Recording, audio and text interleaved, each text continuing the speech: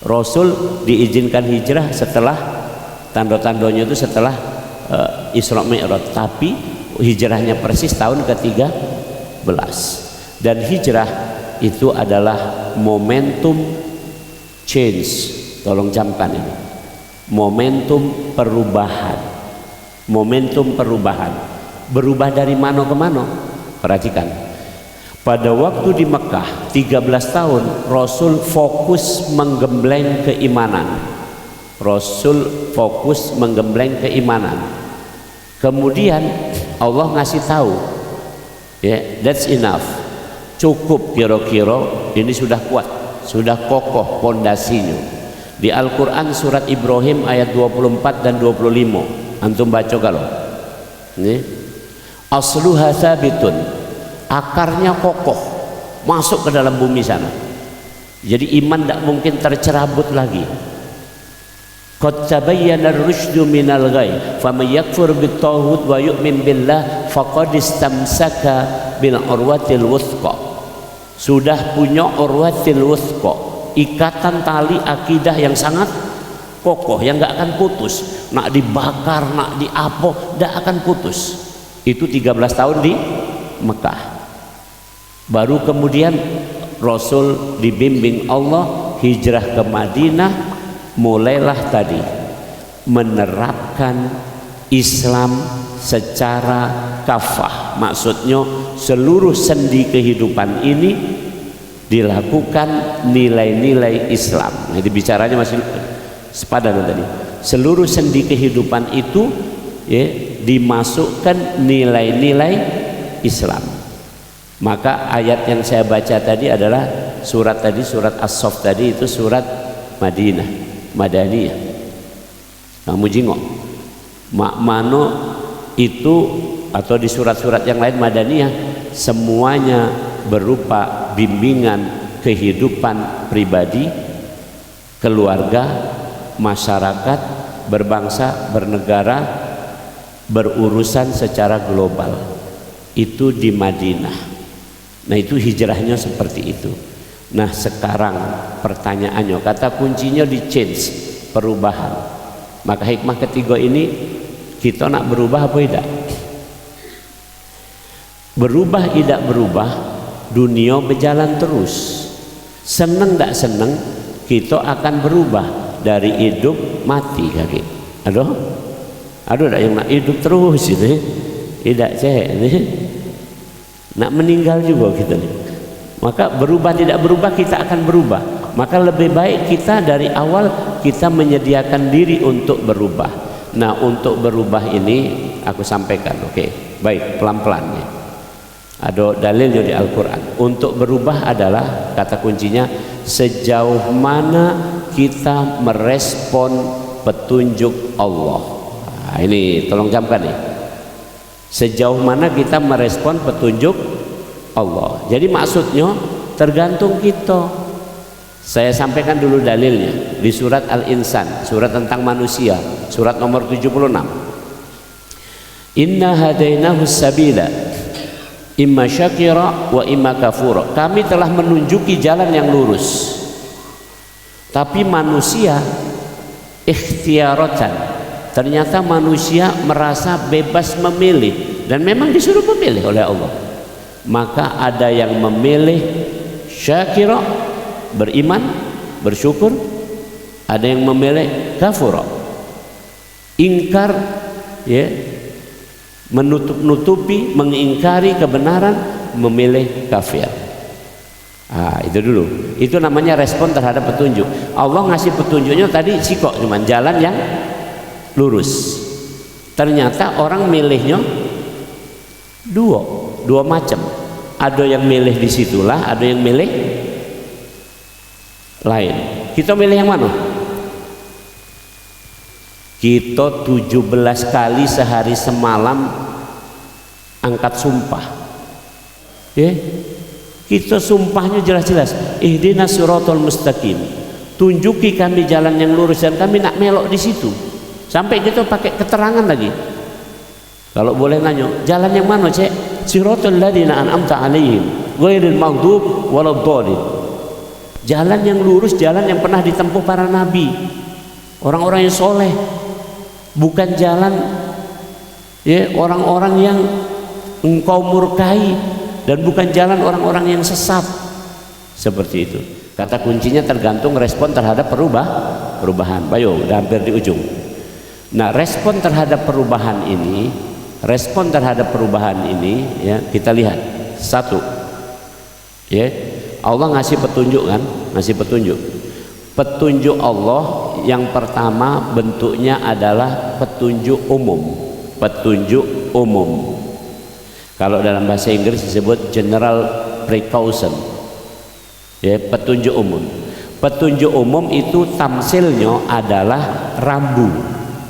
Contohnya rambu lalu lintas.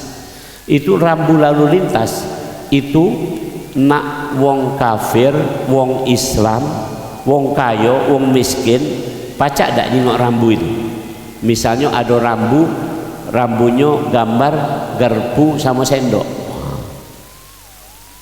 Tahu dak itu rambunya? Nah, itu petunjuk umum. Petunjuk umum itu sifatnya umum. Contoh, manusia ada ngantuk dak? Ada. Itu umum. Jadi seluruhnya. Wong Islam juga ngantuk, wong bukan Islam juga ngantuk. Itu petunjuk umum. Jadi kalau ngantuk tidur, itu petunjuk umum.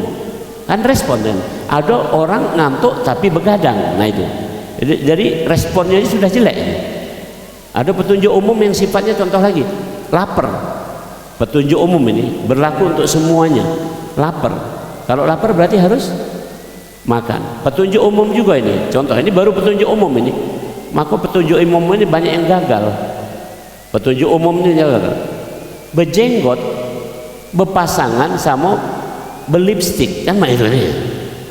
Mak ini bejenggot berpasangan sama bejenggot. Gagal dia dengan petunjuk umum ini. Ini contoh mudah aja. Paham? Kalau nak kita jangan usah ngomong perubahan yang dahsyat-dahsyat aja. Baru petunjuk umumnya sudah gagal kamu. Ini baru petunjuk paling rendah ini. Allah ngasih ini. Apa kata Allah? Wa min ayatihi manamukum bil laili wan nahari wabtighaukum min fadli. Dan di antara tanda-tanda kebesaran Allah, malam hari kamu ngantuk dan kamu tidur, dan siang hari kamu bekerja. Jelas clear, itu petunjuk umum. Siang begawe, malam tidur, selesai. Itu petunjuk umum. Tapi banyak yang ya kamu jangan tak usah ngomong kan mak mano satpam itu kan khusus, tidak usah ini. Kita ngomong tuh yang bicara umum, ini bicara umum itu. Rata-rata malam tidur, siang begawe. Ini dah siang juga tidur, malam juga tidur. Itu namanya lanang pemalas. Ini gagal dia sudah itu. Ya. Ada lagi Allah berfirman, Subhanalladzi khalaqal azwaja kullaha mimma tumbitul ardu wa min anfusihim wa mimma la ya'lamun. Maha suci Allah yang sudah memasang-masangkan segala sesuatu yang tumbuh di bumi. Jadi tumbuhan itu ada pasangannya. Ada kurma lanang, kurma betino. Dan kamu juga ada lanang, ada betino. Dan yang tidak kamu ketahui, saya sampaikan, saya seorang medical microbiologist, ahli ilmu kuman. Itu bakteri yang sekecil itu ada pasangannya cek. Dan pasangannya itu harus sesuai dengan lagunya Kamsul Yasaman. Nyari bini yang benar-benar setuluan. Jadi mugolah betino belum tentu setuluan. Dan dalam bahasa agama namanya sekufu. Memang harus begitu, bukan sekubu ya. Kalau sekubu sama-sama wong kubu ini sekufu. Kufu itu adalah potensinya saling menguatkan. Misalnya kita pemarah, cari bini yang penyabar. Jangan sama-sama pemarah, melayang terus piring itu kan, habis piring apa di rumah ini katek piring. Ya mak inilah kami ini. Atau yang kedua, lanang penyabar, bini penyabar juga, sudah dirijak uang terus. Nah, jadi ada tandemnya. Nah, itu memang begitu. Allah sudah menjodohkan begitu. Subhanallah. Itu. Jadi ulangi, respon perubahan satu terhadap petunjuk umum. Kita melok tidak petunjuk umum ini gara-gara yang kita nih, tapolasi muhasabah. melok ya insyaallah ya. Oke, petunjuk kedua di Al-Quran disebut dengan istilah khusus di surat Yusuf ayat berapa ya, 24 kalau saya lupakan Allah. 24 atau 54 antum jingok ya? Di situ laula ra'a burhana rabbih, burhan, ada yang namanya burhan. Burhan adalah kecenderungan hati, itu petunjuk level kedua. Level pertama tadi umum, seluruhnya rinjuk. Kalau burhan hanya diberikan kepada orang beriman. Nah ini sudah khusus ini. Burhan itu adalah kecenderungan hati, kalau dengar yang baik dia nak datang, kalau ada yang jelek dia nak jauh, itu burhan. Tapi baru dalam hati, baru dalam hati. Jadi contoh tadi, hayya 'alas shalah, as-salatu khairum minan naum. Ada bisikan di hati kita ini ya, cenderung alangkah lemaknya itu suara itu, ya Allah aku tak ingin berpisah dengan suara itu. Nanti kita dipanggil lagi dengan suara itu ya, subhanallah ya, kira-kira mah itu ada tak bisikan itu tergerak untuk itu, tergerak kalau mah itu nak ke masjid. Nah itu burhan namanya itu burhan.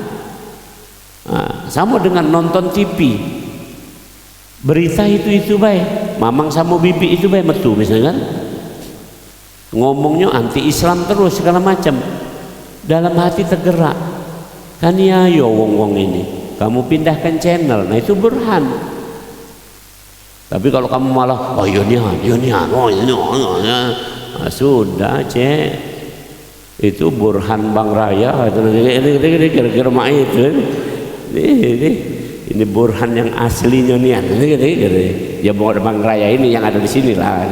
Oke baik, jadi yang kedua kecenderungan tergantung respon kita. Apakah kita merespon ya Allah meneteskan air mata,